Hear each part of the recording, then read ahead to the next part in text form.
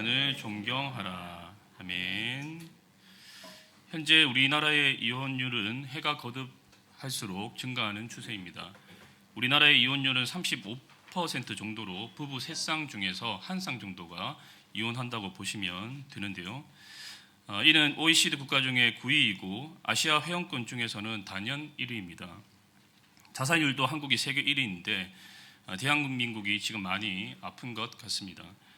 이혼 사유는 여러 가지가 있는데 제일 큰 이유가 성격 차이와 경제 문제라고 합니다. 그 외에 고부 간의 갈등도 이혼 사유 중에 하나라고 하죠. 요즘은 이혼이 점점 부끄러운 일이 아니라는 인식 때문에 이혼을 서슴없이 하는 경우가 늘어나고 있습니다. 최근에는 환홍 이혼이라고 해서 자신들을 다 키운 부부들이 이혼하는 경우가 종종 있습니다.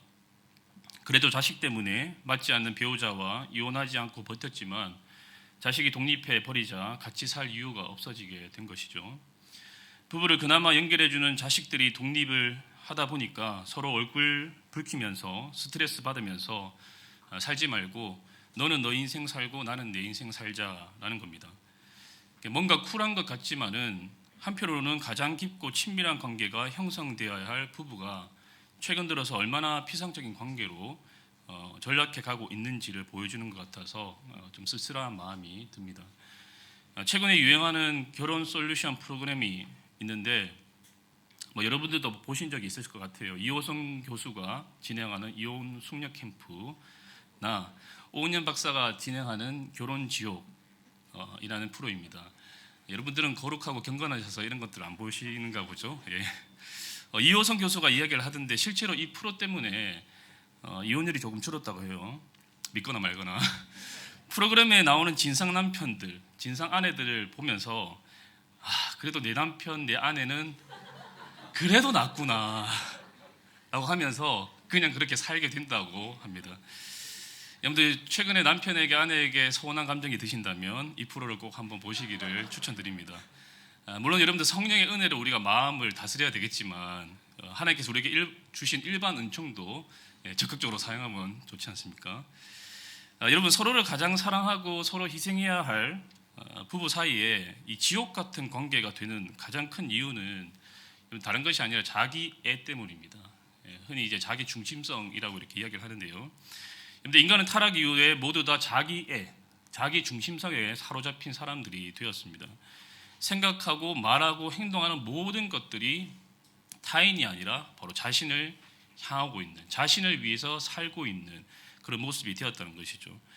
여러분들 부부 사이뿐만이 아닙니다. 인간관계에서 일어나는 모든 갈등과 불안은 모두 자기애 때문입니다.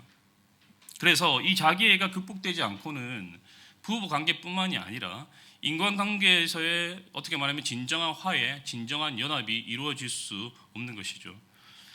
오늘 말씀은 부부관계에서 어떻게 하면 자기애를 극복하고 하나님이 최초에 계획하셨던 그 아름다운 부부관계, 그 아름다운 가정을 이룰 수 있는지를 우리에게 말씀해주고 있습니다. 여러분 결론적으로 이야기하자면 그것은 부부가 서로 피차 복종하는 것입니다. 21절 말씀인데요. 제가 한번 더 읽어드리겠습니다. 그리스도를 경외함으로 피차 복종하라. 부부가 서로 복종하는 것이 바로 자기애를, 자기 중심성을 극복하고 하나님이 기뻐하시는 아름다운 가정을 세워나가는 가장 좋은 방법이라는 것을 우리에게 먼저 가르쳐주고 있는 것이죠. 먼저 바울은 아내의 복종에 대해서 이야기합니다. 22절인데요. 한 번 더 읽어드리겠습니다. 아내들이여 자기 남편에게 복종하기를 죽게 하듯 하라. 이 구절은 여성분들이 가장 싫어하고 피하고 싶어하는 성경 말씀 중에 하나이죠. 이 구절을 읽으면은 자연스럽게 떠오르는 어떤 이미지나 감정들이 긍정적이기보다는 좀 부정적인 것에 더 가까울 것입니다. 왜냐하면 이 복종이라고 하는 이 단어가, 이 복종이라고 하면 이게 뭔가 억압적이고 그리고 권위적이고 불평등하고 위압감이 느껴지기 때문입니다. 여러분들 먼저 여기서 말하는 복종의 성경적 개념을 우리가 좀 이해할 필요가 있는데요. 여기서 말하는 복종은 무조건적으로 맹목적으로 하는 그런 복종이 아니라 여러분들 우리나라가 좀 유교 국가라서 그런지 모르겠지만 복종이라고 하면은 이 남성 우월주의를 바탕으로 해서 무조건적이고 맹목적으로 하는 그런 복종을 생각할 때가 우리가 많은데, 그러니까 여러분들 시키면 시키는 대로 고분고분 그렇게 하는 것을 우리가 복종이라고 생각을 하는 거죠. 하지만 여러분들 여기서 말하는 복종은 무조건적이고 맹목적인 복종을 이야기하는 것이 아니라, 아니면 억압이나 강요, 위협에 의해서 하는 굴종도 아니라 바로 그리스도를 경외하기 때문에 하는, 어떻게 말하면 자발적인 복종이다라고 할 수가 있어요. 여기서 중요한 것이 뭐냐면 자발성입니다. 자원함이라고 할 수 있는데, 자, 여러분들은 왜 예수님께 순종하십니까? 왜 하나님께 순종하시는 겁니까? 강요에 의해서 하나님께 순종하는 것은 아니지 않습니까? 나에게 구원을 주시고 영생을 주시고 은혜를 주셨기 때문에 감사해서, 감격해서 자발적으로 여러분들 순종하는 것이지 않습니까? 여러분들 인간은 억지로 뭔가를 시키면은 더 거부 반응을 일으키는 존재예요. 여러분들 하나님도 이것을 알기 때문에 우리를 위협하고 억압해서 순종하게 만드시지 않고, 감당할 수 없는 그 은혜, 감당할 수 없는 사랑을 우리에게 부어주심으로 통해서 우리를 감동시키고 우리를 감격시켜서 우리를 하여금 자발적으로 움직이고 자발적으로 순종하도록 만드시는 겁니다. 여러분들 억압과 위협에 의해서 강요되는 복종은 주로 사이비 집단, 사이비 이단 교주들이나 율법주의가 강한 교회에서 사용하는 방식입니다. 천국에 가고 싶다면, 아니면 보복을 받고 싶다면 지도자에게 복종해야 한다 라는 식으로 이렇게 이야기를 하면서 그 추종하는 사람들의 그 자발적인 의지나 자유로운 선택을 빼앗아 버리고 맹종과 굴종을 요구를 하는 것이죠. 그러나 여러분들, 성경은 그런 종류의 강요된 복종을 추호도 용인하지 않습니다. 하나님을 경외하기 때문에, 예수님을 사랑하기 때문에 자발적으로 하는 복종이 바로 여기서 말하는 복종인 것입니다. 그리고 여러분들 처음에도 말씀드렸듯이 여기서 말하는 복종은 21절에 나오는 피차 복종하라라는 말씀을 전제하고 있습니다. 그러니까 22절에 그 복종하라라는 이 말씀은 부부 상호 간에 서로 간의 복종을 전제하고 있다는 겁니다. 어느 한쪽만 복종해야 하는 대상이 아니라 아내는 아내대로 남편에게 복종을 해야 되고, 남편은 남편대로 아내에게 복종을 해야 되는 것입니다. 아내는 남편의 리더십, 그 머리됨과 권위를 인정하고 지원해 줌으로 통해서 남편에게 복종을 하는 것이고, 남편은 아내를 돌보고 보호하고 사랑하고 희생적으로 섬김으로 통해서 아내에게 복종하는 것이죠. 그러니까 각자의 자리에서 부부는 서로 상호 복종하는 것입니다. 여러분들, 이렇게 해야지 가정의 질서가 세워지는 것이죠. 하나님은 질서의 하나님이십니다. 그래서 가정에도 질서가 필요한 것이죠. 하나님께서 가정이라는 이 조직체에 부여하신 질서는 남편이 가정을 통솔하고 지도하는 그 가장으로서의 권한을 행사하는 것이고, 아내는 남편의 그 리더십, 그 권위를 인정하고 거기에 따르는 것입니다. 자, 그렇다면 무엇 때문에 아내가 남편에게 복종해야 하는 것일까? 여러분들, 바울은 23절에서 그 이유를 이렇게 이야기합니다. 23절입니다. 이는 남편이 아내의 머리됨이 그리스도께서 교회의 머리됨과 같음이니 그가 바로 몸의 구주시니라. 아내가 남편에게 순종하고 그의 권위를 인정하고 그의 리더십에 따라야 하는 이유는 바로 남편이 아내의 머리가 되기 때문이다라는 것이죠. 자, 여러분들 여기서 이제 머리는 원어로 보시면 케팔레라는 단어인데, 케팔레. 자, 이 케팔레라는 단어는 권위, 지도자, 다스림을 의미하는 그런 단어입니다. 자, 그렇다면 남편이 왜 아내의 머리가 되는 것인가? 자, 여기에 대한 성경적 근거를 우리가 두 가지로 좀 살펴볼 수가 있는데, 첫 번째는 남녀의 창조의 순서와 관련해서 그 근거를 찾아볼 수가 있습니다. 여러분들, 디모데전서 2장 13절 말씀을 보시면 남자가 먼저 창조가 되고 그 후에 여자가 지음 받았다라고 이렇게 말씀을 하고 있는데요. 남자가 여자보다 먼저 창조가 되었기 때문에 남자가 여자의 머리, 그러니까 리더로서의 역할을 하게 되었다라는 그런 원리입니다.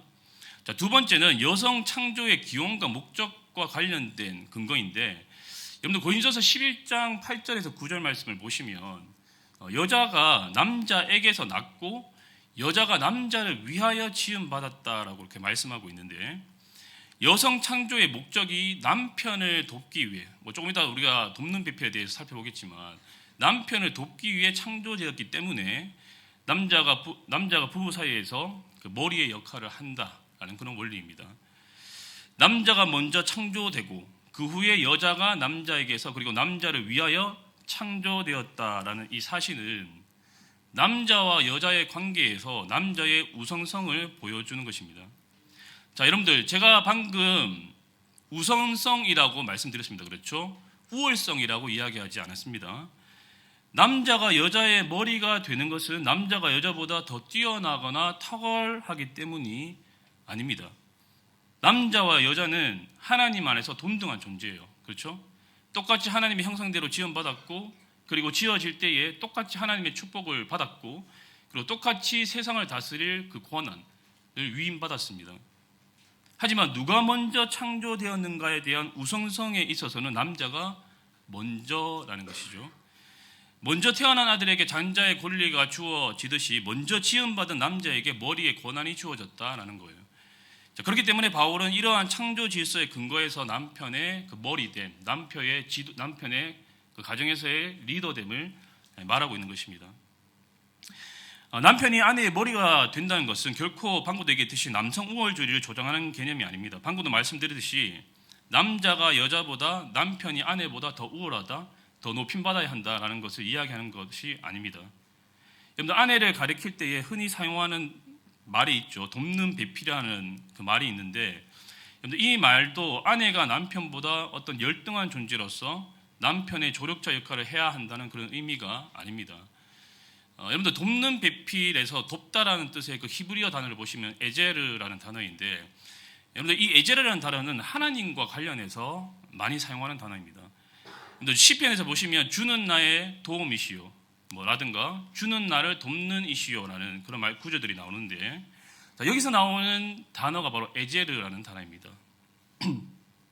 하나님이 인간을 돕는 것처럼 월등한 존재가 그보다 못한 존재를 도울 때에 이 에제르라는 단어를 사용하는 거예요. 자, 이번에 이렇게 본다면 여자가 남자보다 월등한 존재로서 그보다 못한 남자를 뭐 한다는 겁니까? 돕는다는 그런 의미가 있는 거예요. 그러니까 돕는 배필을 다른 말로 좀 표현을 하면 강력한 조력자, 탁월한 조력자라고 할 수 있습니다. 여러분들 그렇지 않습니까? 사실 여자가 남자보다 더 월등하잖아요. 우월하잖아요. 남자들 표정이 너무 안 좋으시네. 피지컬적인 부분만 제외하고는 여성이 남성보다 더 우월합니다. 사실. 우리 남자들은 대부분 한 가지 일에만 집중할 수 있어요. 그러나 여자분들은 어떻습니까? 전화하면서 소떡 정리하면서 인터넷 쇼핑까지 할 수 있습니다. 멀티태스킹이 가능하다는 거예요. 이건 놀랍지 않습니까? 여러분들 보통 노트북이나 PC, 태블릿 PC 같은 거 보시면 뒤에 나오는 버전일수록 어때요? 업그레이드가 되면서 용량이 커지고 멀티태스킹도 더 많이 가능하게 되는데, 남자보다 늦게 이렇게 창조된 여자가 남자보다 어떻게 말하면 더 업그레이드된 버전으로 나온 거라고 그런 생각이 드는 거죠, 맞죠? 예. 저만의 생각인가요? 자, 그러니까 남편분들은 이렇게 생각하시면 좋을 것 같아요. 아내가 나보다 더 뛰어나고 월등해서 그보다 못한 나를 지금 돕고 있구나. 예, 남편분들은 인정하지 않으시는 표정인데, 예, 이렇게 생각하시면 좋을 것 같아요. 나는 바보 온달이고 아내는 평강공주다. 이렇게 생각하시면 정신건강에도 좋고 가정의 평화에도 좋을 것 같아요. 자, 여러분들 어찌되었든 간에 남편에게 머리의 권한이 부여된 것은 남편이 아내보다 더 탁월해서가 아니라, 아내를 지배하고 억누르기 위함이 아니라 아내를 사랑과 온유함으로 섬기기 위한 것이다라는 겁니다.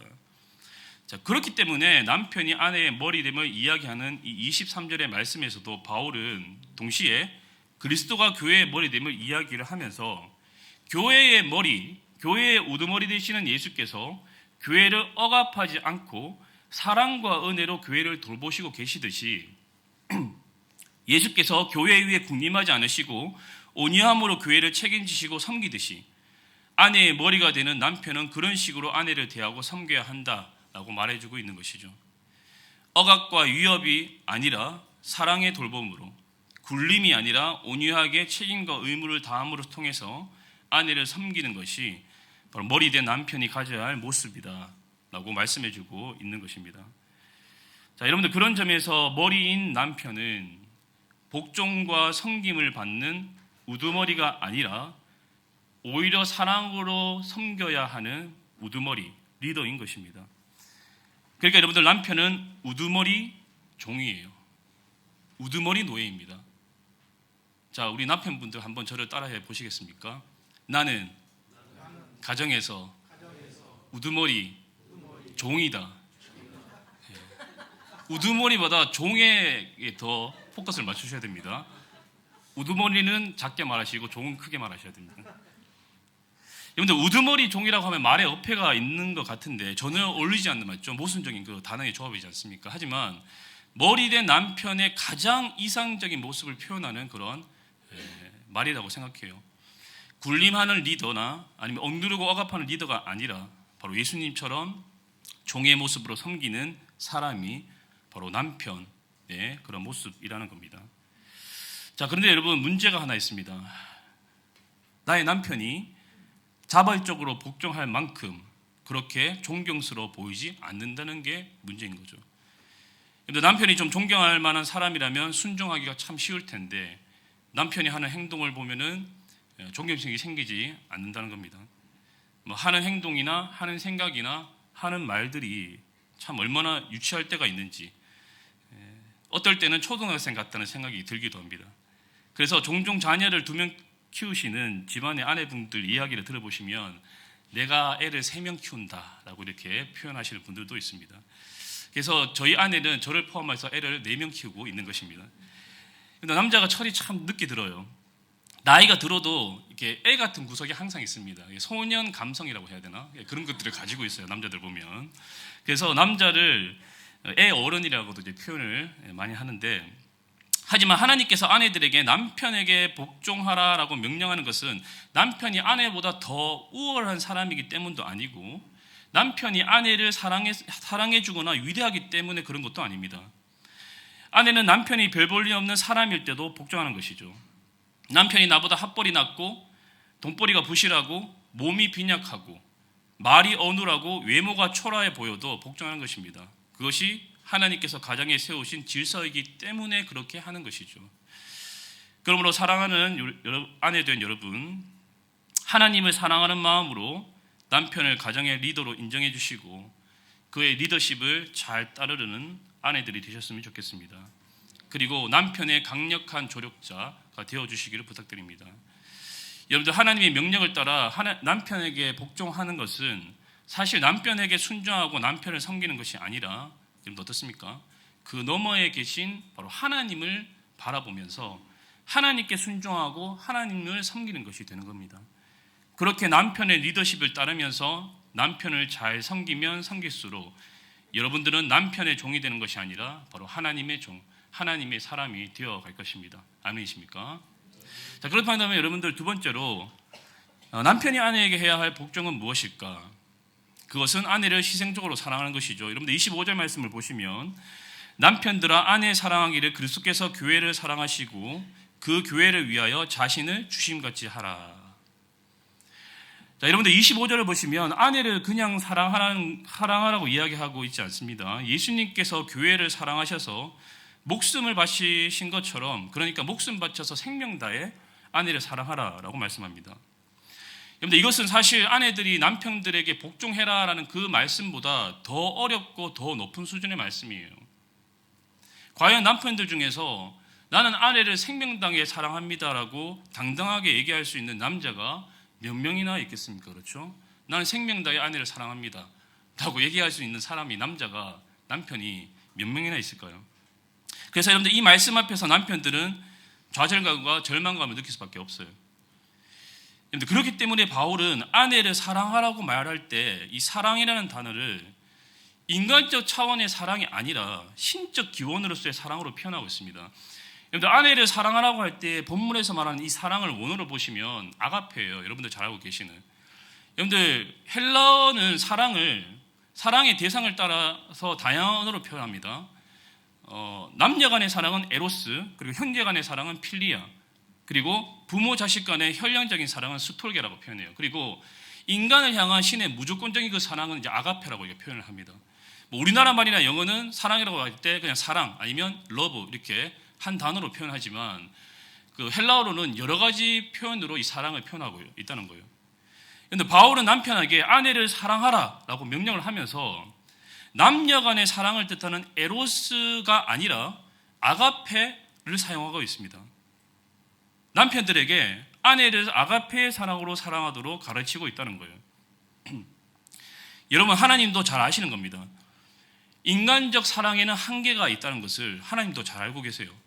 자기 중심 속으로 가득한, 자기애로 가득한 그 인간적 사랑으로는 아내를 신실하게 사랑할 수 없다라는 것을 하나님은 잘 알고 계신다는 겁니다.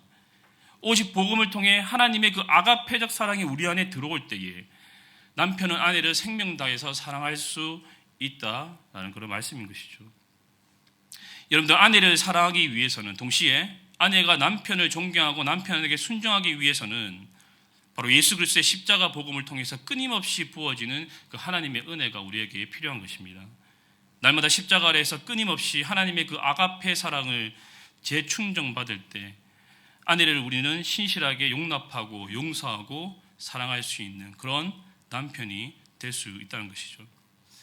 그런데 그런 맥락에서 성령 충만은 건강한 부부관계를 유지하는 데 있어서 굉장히 중요한 부분입니다. 오늘 본문 말씀, 우리가 읽었던 오늘 말씀 전에 나오는 그 말씀을 보시면, 우리가 오늘 읽지는 않았지만 에베소 5장 15절에서 20절 말씀을 보시면 바울은 성령으로 충만할 것을 강조를 하면서 그 성령 충만의 특징에 대해서 이야기를 하고 있어요. 성령으로 충만함을 받으라 라고 이야기를 하면서, 성령으로 충만하게 되면은 하나님의 뜻을 잘 분별하게 되고 입술과 마음의 찬양과 감사가 넘치게 되고 서로 자발적으로 섬기면서 순종하게 된다라고 그렇게 이야기를 하고 있는데, 오늘 말씀은 성령 충만을 다루는 그 본문 바로 다음에 나오는 말씀이에요. 여러분들, 이것이 의미하는 바가 무엇이겠습니까? 여러분들, 오늘 말씀은 그러니까 아내가 남편에게 복종하고 남편이 아내를 생명 다해 사랑하는 그 건강한 부부관계의 지표를 말씀해주는 이 말씀은 남편과 아내의 바로 성령 충만을 전제로 하는 말씀이라는 거예요. 성령으로 충만하지 않으면, 성령의 은혜와 도우심을 받지 않으면 부부가 서로 섬기고 희생하고 복종하고 그리고 생명 다해 사랑하는 것이 불가능에 가깝다라는 겁니다. 성령으로 충만할 때에만 자기 중심성을 내려놓을 수 있고 배우자를 기꺼이 섬길 수 있고 배우자에게 너그럽게 대할 수 있고 배우자의 유익을 구할 수 있으며 배우자를 희생적으로 사랑할 수 있다라는 거예요. 여러분들, 성령님의 초자연적인 지원이 없으면은 배우자를 희생적으로 사랑하고 섬기는 일은 우리에게 그냥 소원한 일이 될 뿐이라는 겁니다.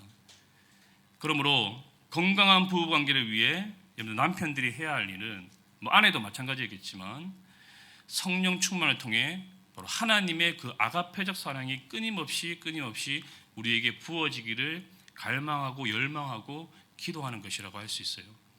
여러분들, 이 길만이 타락한 인간의 본성인 이 자기 중심성을 극복하고 부부가 서로 섬기고 순종하고 희생하고 사랑할 수 있는 유일한 방법인 것입니다. 저는 이번에 설교 준비를 하면서 그런 생각이 좀 들었습니다. 제가 목회자로서 이렇게 저의 사역과 이렇게 목회를 위해서 그 아내에게 은연중에 어떤 정통적인 목회자상을 이렇게 요구를 하면서 좀 희생을 강요하고 있었던 것은 아닌지 그런 생각이 들었다는 거예요. 저의 아내는 미래가 창창한 여자였습니다. 저를 안 만났으면 성악으로 꽤 잘 나갔을, 성공했을 여자예요. 와이프가 이 말 하지 말라고 하던데 그래도 해야 되겠습니다. 예. 그런데 목사 남편 만나서는 커리어가 중단돼 버리고 아름다운 목소리도 점점 지금도 아름답긴 한데 아름다운 목소리를 점점 잃어버리게 되고 미안한 마음이 들었습니다. 그런데 아직까지 한국 교회는 이 정통적인 사모상을 요구하는 것이 굉장히 많습니다. 그래서 사모가 일을 한다거나 자신의 커리어를 이어간다는 것에 대해서 굉장히 부정적인 시각으로 보는 교회가 많습니다. 거기에다가 제 마음속에도 은연중에 남편의 목회를 위해서 사모인 아내가 어느 정도 희생을 해야 되지 않는가라는 그런 생각이 있었던 것 같아요. 그래서 여러분들, 오늘 설교를 제가 준비하면서 좀 나 자신을 먼저 좀 돌아보는 그런 시간이 되었던 것 같습니다. 아내가 저를 위해서 지금껏 희생하면서 살아왔듯이 저의 인생 중반기, 후반기에 제가 아내를 위해서 희생하고 내려놓아야 할 것은 무엇인가라는 것을 좀 고민하고 생각하고 또 기도해보는 그런 시간이었던 것 같습니다. 사실 여러분들 이런 고민이나 생각도 제가 예수님을 믿고 그 성령님의 어떤 조명하심이 있기 때문에 가질 수 있는 고민이고 생각인 것 같아요. 그렇지 않으면, 제가 예수님 믿지 않았다면, 성령님이 내 마음에 계시지 않다면 사실 저는 평생 나 중심적으로 생각하면서 은영중의 아내에게 희생을 강요하는 그런 삶을 끊임없이 살았을 것 같아요. 여러분, 말씀을 정리하겠습니다. 여러분, 오늘 설교는 사실 그 소천하신 팀 켈러 목사님이 쓰신 교로를 말하다라는 그 책을 좀 많이 참고를 했습니다. 그래서 여러분들 혹시 더 깊은 내용을 알기 원하시면 그 책을 사서 한번 읽어보시기를 추천드립니다. 여러분, 교로는, 부부관계는 하나님께서 직접 제정하신 제도입니다. 한 사회를 유지하고 지탱하게 해주는 굉장히 실질적이고 중요한 제도입니다. 하지만 교로는, 부부관계는 믿는 자들에게는 그 이상의 의미가 있습니다. 우리는 결혼, 그러니까 부부관계를 통해서 복음이 무엇인지를 더 깊이 이해하게 되고, 그리고 성숙을 이루어갈 수 있으며 예수님을 더욱 닮아가게 될 수 있습니다. 하지만 결혼에 대한 이 부정적인 시각이 팽배해지면서 결혼이 위협받고 있는 시대입니다. 결혼 제도가 점점 죽어가고 있어요. 청년들은 점점 결혼하지 않을 뿐만 아니라 거기에 대한 왜곡된 대안으로 동거나 아니면 사실혼이 점점 늘어나고 있는 추세입니다. 뿐만 아니라 기존에 결혼한 부부들도 이혼이 증가하는 추세예요. 안타깝지만 믿는 부부들끼리도 이혼이 증가하는 그런 추세인 것이 사실입니다. 자, 이런 시대 속에서 우리가 더욱 강력하게 붙들어야 할 것은 저는 복음밖에 없다고 생각합니다. 왜냐하면 복음만이 지옥 같은 결혼 생활의 유일한 구원과 탈출구가 될 수 있기 때문입니다. 그런데 복음만이 자기 중심성을 버리고 배우자를 위해 희생할 수 있도록, 건강한 결혼 생활을 유지할 수 있도록 하는 힘을 주기 때문에 그렇습니다. 사실 저 역시 신앙을 가지지 않았다면, 예수님을 믿지 않았다면 정말 심할 경우 이혼까지도 가지 않았을까라는 그런 생각이 들곤 합니다. 뭐 이혼까지는 아니더라도 지옥 같은 생활, 지옥 같은 결혼 생활을 했을 수도 있겠죠. 자식 때문에 어쩔 수 없이 함께 사는, 그러니까 작은 천국이 아니라 작은 지옥을 경험하고 있었을 수도 있다는 것입니다. 제가 예수님을 안 믿었다면 말이죠. 자, 그렇기 때문에 제가 예수님을 믿고 신앙을 가지게 된 것이 얼마나 감사한 일인지 모릅니다. 물론 저희 부부 사이에도 굉장히 아슬아슬하고 위태로운 순간이 있었습니다.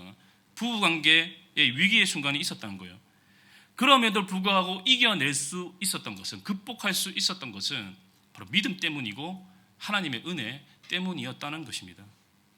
복음을 통해서 끊임없이 부어주시는 그 하나님의 사랑과 은혜가 부부관계를 계속해서 종속시키고 유지시키게 하는 원동력과 힘이 되었다는 거예요. 성령을 통해서 계속해서 부어주시는 그 하나님의 은혜가 나의 배우자를 수용하게 만들고, 이해하게 만들고, 품게 만들고, 용서하게 만들었다는 것입니다. 저는 우리 한방교회 모든 성도님들의 부부 사이가 정말로 행복했으면 좋겠습니다.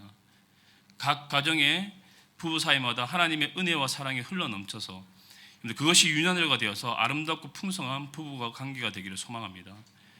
혹시 성도님들 중에서 결혼 생활과 부부 관계 위기 속에 있는 분들이 계시다면 먼저는 배우자를 위해서 기도하시는 여러분들이 되었으면 좋겠어요.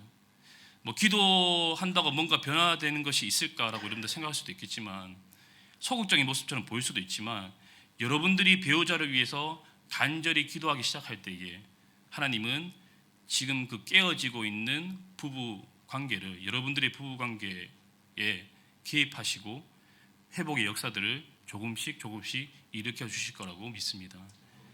무엇보다 여러분들 다시 복음으로 돌아가십시오. 다시 복음으로 돌아가 성령 충만을 회복하셔서 정말 하나님 안에서 건강하고 행복한 가족을 이루시고 여러분들의 가정을 작은 천국으로 세워나가시는 그런 은혜가 있기를 주님으로 간절히 축원합니다. 아멘. 우리 말씀을 생각하면서 한번 기도했으면 좋겠습니다. 우리는 모두 다 사랑하는 사람과 결혼을 했습니다. 하지만 인생을 살아가다 보니까